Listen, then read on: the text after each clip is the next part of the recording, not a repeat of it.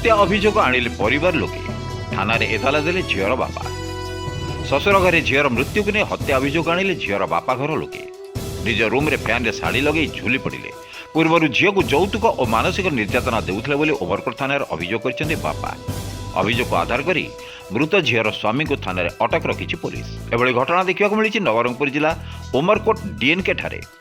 सूचना प्रकार गत 1.5 वर्ष पूर्व उमरकोट स्थित डीएनके काबुल चंद सान पुओ सहित रायघर ब्लॉक अंतर्गत छताबेड़ा ग्रामर प्रभास मिस्त्री झील अंजना सहित बह होता।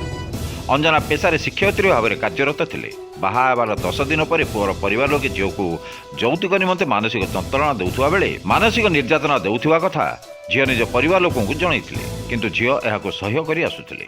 यौतुक घटना को नहीं शशुर घर लोके निर्यातना देउछन्ति और मते जीवन में मारिदेवे बोली कही गतकाली राति झील निज दादा को घटना संपर्क में जनईथिले।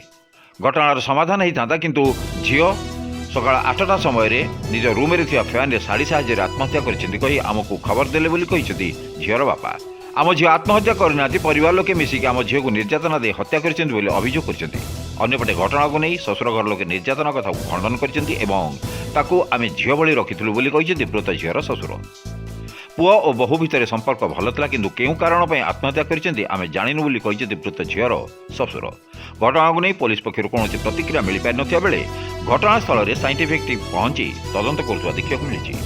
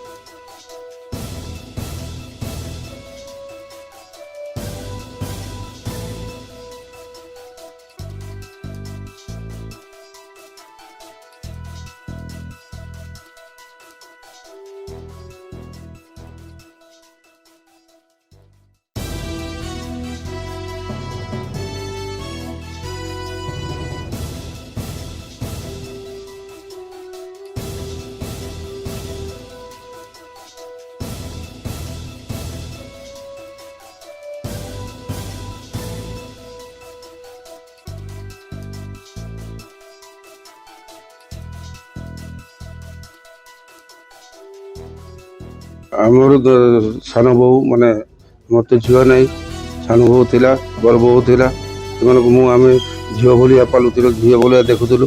ତାର ମାଇଣ୍ଡରେ କ'ଣ ହେଲା କିସ ହେଲା ଏସବୁ ମୋତେ କିଛି ଭଲ ଭାବେ ଜଣା ନାହିଁ, କିନ୍ତୁ ସେ ନିଜ ଇଚ୍ଛାରେ କ'ଣ କଲା ଆମେ ଜାଣିପାରୁନି। ଘଟଣାଟା ଘଟିଲା ଆଜି ସକାଳ। ଆମର ବ୍ୟବସାୟୀ ଲୋକ ତ, ଆମର 7ଟା ବେଳେ ସାନ ପୁଅ ଆଉ ବୋହୁ ସେଠି ଏକା ଥିଲା, ଉପର ରୁମ୍ରେ ଥିଲା। ଥିବା ପରେ ସାନ ପୁଅ 7ଟା ବେଳେ ରେଡ଼ି ହେଇକି ଦୋକାନରେ ପଳାଇଲା। ତାପରେ ବଡ଼ ପୁଅ 7:30ରେ ପଳାଇଲା, ମୁଁ 8:20ରେ ଗଲି। ଗଲା ପରେ କ'ଣ ହେଲା, ମୋର ବଡ଼ ବୋହୁ ତାକୁ ଫୋନ୍ କଲା, ତଲଠୁ ଫୋନ୍ କଲା ଯେ କେଉଁଠି ଅଛ ବୋଲି ଫୋନ୍ କରୁଥିଲା, କିନ୍ତୁ ସେ ସୁଇଚ୍ ଅଫ୍ ଥିଲା ଫୋନ୍ରେ। ହଁ, ତାପରେ ସେ ଉପରକୁ ଗଲା, ଉପରକୁ ଯାଇକରି ଦରବାଜାକୁ ବାଡ଼େଇଲା, କୌଣସି ଆୱାଜ ଦେଲା ନାହିଁ।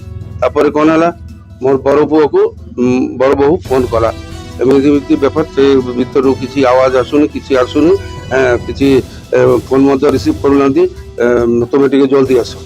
ସେ ସେତେବେଳେ ଦୌଡ଼ିକରି ବଡ଼ ପୁଅ ପଳାଇ ଆସିଲା। ପଳାଇ ଆସିକରି ଯେତେବେଳେ ଦରବାଜାକୁ ଆୱାଜ ଦେଲା, ସେ ବହୁତ ଥର ବାଡ଼େଇଲା, କିଛି ଆୱାଜ ଆସିଲା ନାହିଁ। ତାପରେ ସେ ନିଜେ ଧକ୍କା ମାରିକରି ସେ ଦରବାଜାକୁ ଖୋଲିଦେଲା। ଖୋଲିଦେଲା ପରେ ଦେଖୁଛି ସେ ହେଇକିରି ଅଛି, ହ୍ୟାଙ୍ଗିଂ ହେଇକିରି ଅଛି। କିଏ କହିପାରୁନି, ଏସବୁ ମିଛ କଥା, ଏଗୁଡ଼ାକ କେବେ ନାହିଁ। ଆମର ସେ ପଲିସି ଏକା ନାହିଁ, ସେଇ ନାହିଁ, ଆମେ ସବୁ ମିଛ କଥା। ତ କି ମିଛ ବୋଲେ ଆମେ କାହିଁକି ତା ପାଖରୁ କାର ମାଗିବୁ? ଆମ ପାଖରେ କାର ନାହିଁ କି? ଆମ ପାଖରେ କାର ଅଛି, ଗାଡ଼ି ଅଛି, ସବୁ ଅଛି। ଆମେ ତାକୁ କାହିଁକି ନୁହଁ, ଆମେ ତାକୁ ଝିଅ ବୋଲି ପାଲୁଥିଲୁ, ଝିଅ ବୋଲି ଦେଖୁଥିଲୁ, କିନ୍ତୁ ତାର କି ମାଇଣ୍ଡରେ କ'ଣ ଅଛି ନ ଅଛି ମୋତେ ସେ ବ୍ୟାପାରରେ କିଛି ଇ ନାହିଁ। ତାର ବାପା ମା ସଙ୍ଗେ କଥା ହେଉଥିଲା, ହେଉଥିଲା, କ'ଣ ତାଙ୍କ ଭିତରେ ଗଣ୍ଡଗୋଳ ଅଛି, ଆମକୁ କିଛି ଜଣାନି। ବହୁତ ଭଲ, ସେ ଯେତିକି ମାନେ ଆମକୁ ଭଲ ପାଉନଥିଲା, ତାଠୁ ଡବଲ ତାକୁ ଭଲ ପାଉଥିଲା। ତାର ସଙ୍ଗେ ଏକା ସଦାବେଳେ ସେଇ ହେଇକିରି ଥିବ। କେବେ ଆମକୁ ମଧ୍ୟ କେବେ କହିନି ମା ଏମିତି ଗୋଟେ କହିଛି, ବାପା ଏମିତି ଗୋଟେ କହିଛି, କେବେ ନାହିଁ। ମୋର ପୁଅ ସେମିତି ଟାଇପ୍ର ନାହିଁ। ସମୁଦି ଘର ଲୋକ ଅଭିଯୋଗ କରୁଛନ୍ତି ଆପଣ ବୋଉକୁ ନିର୍ଯାତନା ଦେଉଥିଲେ ବୋଲି। କେବେ ନୁହେଁ, କିଏ କହିପାରୁନି, ସାହି ପଡ଼ିଶା କିଏ କହିପାରୁନି। ମୋର ନାଁ ପ୍ରଭାସ କୁମାର ମିସ୍ତ୍ରୀ, ମୁଁ ରାୟଗଡ଼ ଛତାବାଡ଼ର ଲୋକ। କ'ଣ ହେଇଛି ଆପଣଙ୍କର ଝିଅ କୋଉଠି ବିବାହ କରୁଥିଲେ, କ'ଣ ଘଟଣା ଘଟିଛି, କ'ଣ ଅଭିଯୋଗ ଦେଇଛନ୍ତି? ଗତ 15/7/2024 ତାରିଖ ଦିନ ମୁଁ ମକଡିଏନ୍କେ ସ୍ଥିତ କାବୁଲ ଚାନ୍ଦଙ୍କର ପୁଅ ଅନୁପମ ଚାନ୍ଦଙ୍କୁ ବିବାହ ଦେଇଥିଲି।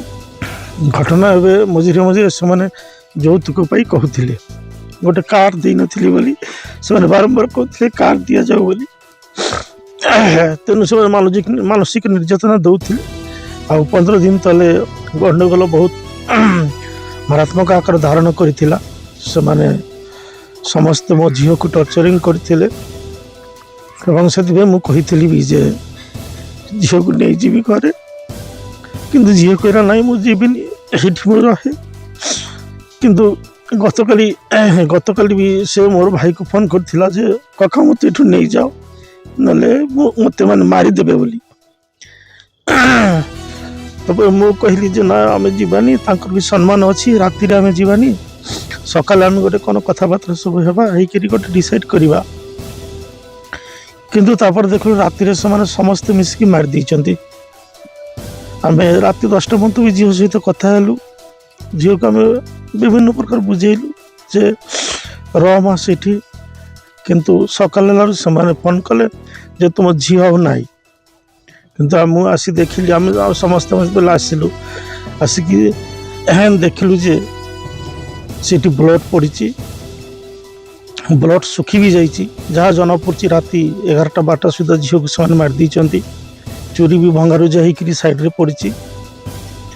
ଏମିତି ପାରିପାର୍ଶ୍ୱିକ ଅବସ୍ଥା ଯାହା ଜଣାପଡ଼ୁଛି ଯେ ସେମାନେ ନିଜେ ହିଁ ଜାଣି ଶୁଣିକିରି ମୋ ଝିଅକୁ ମାରି ଦେଇଛନ୍ତି, ଯୌତୁକ ନିର୍ଯାତନା, ଆଉ କିଛି ନାହିଁ। ଉମରକୋଟରୁ ସନ୍ତୋଷ ଦଳେଇଙ୍କ report, Utkal Odia. Please subscribe our channel Utkala Odia and don't forget to press bell icon.